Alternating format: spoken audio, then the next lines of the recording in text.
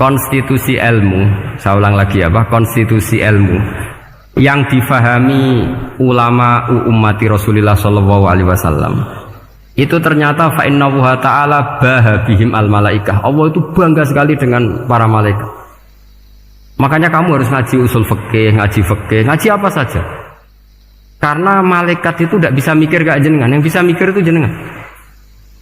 Sehingga ketika presentasi cara bahasa sekarang, termasuk keramatnya Imam Amudi, itu ada cerita ini ada di Nailul Ma'mul kalangannya Syekh Mahfud At-Turmusi. Imam Amudi itu ulama top, tapi dia ngajarnya itu matematika. Jadi ulama nggak ngajar tauhid, nggak ngajar tarikh, nggak ngajar pesolatan, tapi ngajar matematika. Akhirnya, tapi di hatinya ini, makanya ulama itu punya sirri bisirri asrorihim al-fatihah itu ya di sini. Di hatinya itu menurut dia, ilmu paling efektif untuk menjelaskan logika tauhid itu ya matematika. Singkat cerita, ketika ketemu para malaikat, ngendikan ya Allah, ya Amudi, kenapa kamu sering belajar matematika? Li tauhidika ya Rabbi, supaya saya mentauhidkan engkau. Ajari para malaikat. Jadi malaikat dipanggil semua sama Allah. Hei waya malaikat, hei para malaikatku, dengarkan kajian Imam Amudi. Dengarin semua. Dia nerangkan di bor hanya sedikit. Nisbatus naini wa arba'atin wa khamsin sampai terus ilal wahid, semuanya nisbatul far'i ilal asli. Wes aku gawe angka cek 1 juta, cek 1 miliar, tetep awalnya iku siji. Mbok donya jumlahe cek alam galaksi, cek planet wes entek. Tetep asal usule siji. Kabeh iku pengembangan nisbatul far'i ilal asli. Liyane zat sing wahid iku kabeh far'un, cabang mintil kal wahdah. Malaikat manduk-manduk kabeh iya, kabeh iku kok Allah. Jadi angka sebanyak apapun itu ya nisbatul far'i ilal asli. Jadi 2 ya enggak asli, yang asli 1. 5 ya sama, 1 miliar ya sama, 1 triliun semua. Berapapun jumlahnya bilangan, semuanya adalah far'un minal wahid. Terus kata Allah, "Oh iki lho ulama aku pinter tenan nerang tauhid." Nah, malaikat kan monoton. Pokoknya wiridan sudah gitu dok. Akhirnya padahal malaikat ini pernah nggak terima ketika ulama itu masuk surga duluan, karena kan wiridan ini lama malaikat. Tapi ternyata apa? Kata Allah, kowe wiridan terus wajar gak di nafsu. Manusa tak kei nafsu jek eling aku. Akal terbaiknya dipakai untuk saya, kata Allah, yaitu untuk litauhidi, untuk mentauhidkan saya. Itu Imam siapa? Amudi. Jadi dia. Terus saya punya kitab, pernah ngaji sama Mbah Mun, namanya kitab Al-Husunul Hamidiyah. Itu ada ulama, itu ahli gambar. Gambar ya gambar. Kitabnya itu bergambar. Yo kadang gambar wet, kadang gambar wedhus, kitabnya gambar. Tapi wong keramat. Dulu kitab gambar tapi hawane hawa tauhid. Nah sampean kan enggak ngarang kitab primbon. Donga mahabbah. Yang dia dewe Joko tuwa kok ngijazahi mahabbah. Lucu kan. Ana kiai fakir jal ijazah jal berizki yo ngijazahi udah dekne dhewe. Fakir. Lha sing repot meneh. Wong dene dhewe ra cerdas ngijazahi ilmu laduni. Ribet, Mas. Wong dene dhewe ra cerdas ngijazahi ilmu napa? Ternyata di akhir kitab itu dijelaskan gini. Fa inna hadhihi suwara, semua gambar ini awaluha min nuqtah wahidah. Awalnya adalah dari 1 titik. Jadi famadarul wujud adalah an-nuqtah, 1 titik. Nuqtatul wujud yaitu Allah Subhanahu wa taala. Mbok kowe gambar seruwet apapun. Wis aku gambar benang paling ruwet sing ra iso diurai. Awalnya 1 titik apa 2 titik? 1 titik. Makanya masyhur dalam dawuh para ulama, Quran dikumpulkan di surat Fatihah. Surat Fatihah dikumpulkan di Bismillah. Bismillah dikumpulkan di titiknya ba. Nah titik ba ini disebut bi kana makana wa bi yakunu mayakun. Karena lewat titik bi ini, karena saya yang ada menjadi ada, dan karena saya yang mau ada akan menjadi ada. Makanya semuanya itu kembali ke 1 titik, nuqtatul wujud. Kayak apa ulama dulu? Jadi mau bismillah itu gak main-main kan. Bismillah itu eling baik. Ba ini nuqtatil wujud, bahwa kita benar-benar bertauhid. Mbok kayak apa buletnya gambar, mbok kayak apa ruwetnya, tetap dimulai dari satu titik. Mbok kayak apa jumlah angka-angka itu, dimulai angka satu. Nah, sampean saya harapkan nanti kalau ketemu Allah itu Allah bangga dengan sampean kon mulang tauhid ning malaikat. Orang yang TPK kon mulang malaikat. Itu cita-cita terbesar saya, kepengen mulang malaikat. Mulang sampean wis bosen yakin, sesuatu kalau pengen oh keren, mulang. Maksudnya aja malaikat kok Jibril, Mikail itu malaikat elit. Sing awam-awam lha sing mboten. Mboten kalau malaikat ini papan atas niku pun alim banget.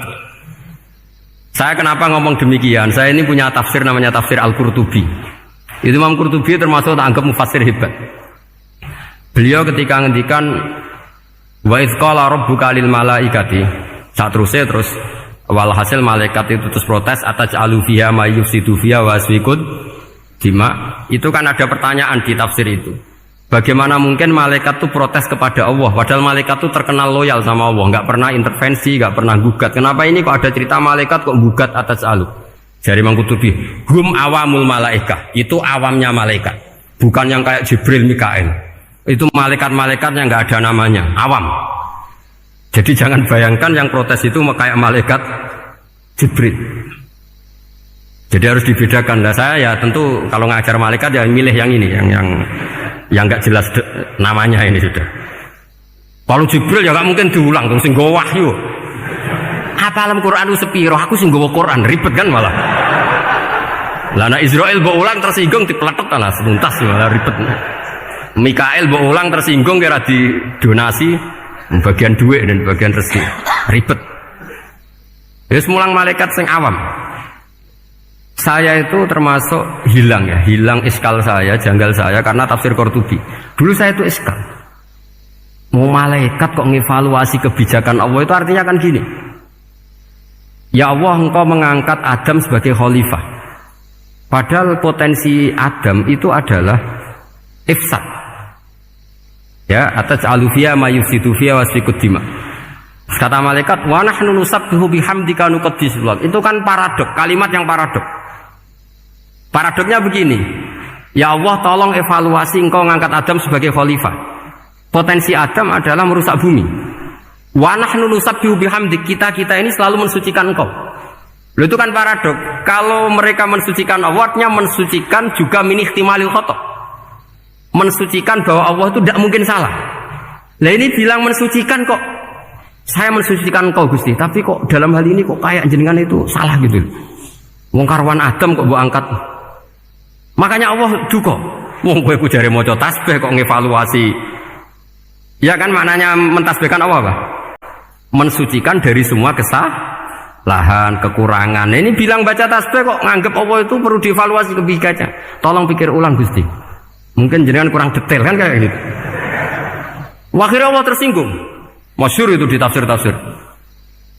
Meskipun tafsir itu sebagian Israiliyat, yang keterusan itu rodok Israiliyat, tapi cara kula rodok setuju Israiliyat yang rodok gitu. Itu kan masyhur itu akhirnya. Lah apa alasannya Adam kok salah? Bani Adam tentu akhirnya Adam ini kemudian berganti ke Bani Adam. Dan itu jadi perdebatan ahli tafsir. Apakah dhamir itu harus kembali ke asal? Apa boleh ke pengembangannya? Misalnya Adam itu kan di situ disebut ataj'alu fiha may yufsidu fiha wa yasfikud dima. Padahal Adam yang nabi ini enggak pernah yusfikud dima. Enggak pernah yufsid fil ardi, juga enggak pernah wa yasfikud dima. Ya, saya ulang lagi, Adam yang nabi itu kan enggak pernah ngalami ataj'alu fiha may yufsidu fiha wa yasfikud dima.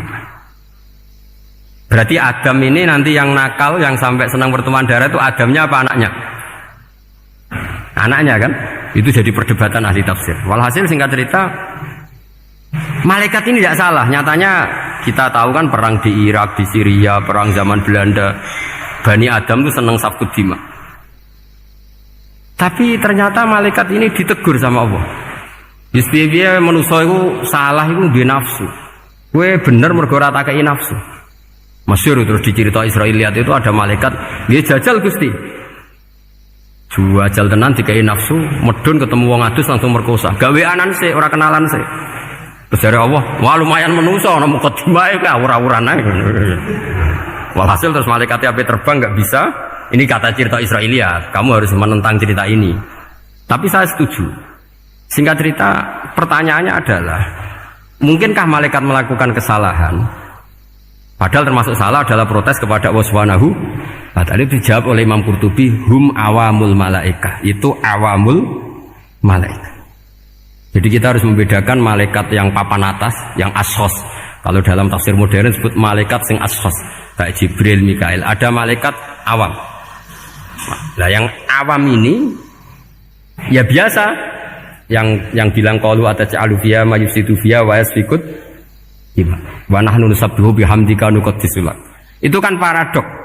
Paradoknya, ya Allah, engkau mengangkat Adam jadi khalifah itu kayaknya salah. Harusnya kan ngangkat kita, karena kita ini yang selalu mensucikan engkau. Loh, mensucikan Allah, kok nganggep Allah mungkin salah dalam bikin keputusan. Makanya hati-hati kalau baca tasbih. Kalau baca tasbih, kalau Allah Maha Suci, ya sudah suci dari segala kesalahan, kekurangan. Jika wiridannya Rasulullah yang diajarkan kita, subhanallah bihamdi adada khalqi wa ridha nafsi wa zinata arsy midada kalimati. Jangan subhanallah pakai versi kamu. Allah Maha Suci. Ternyata kamu punya khayalan tentang Allah. Nah, kalau khayalan kamu salah, berarti mendudukkan Allah tidak sesuai sifatnya Allah. Makanya ahli tauhid terus punya satu pakem ilmu yang namanya ma khatara bibalika fawau bi khilafi dzalik. Apa yang ada di hatimu bahwa Allah seperti ini, hakikatnya Allah tidak akan seperti itu, karena Allah mukhalafatul bil hadis. Karena ini masalah-masalah sensitif. Nah, dan itu yang salah, saya ulang lagi, awamul malaikah. Kata Imam Qurtubi siapa? Awamul malaikah.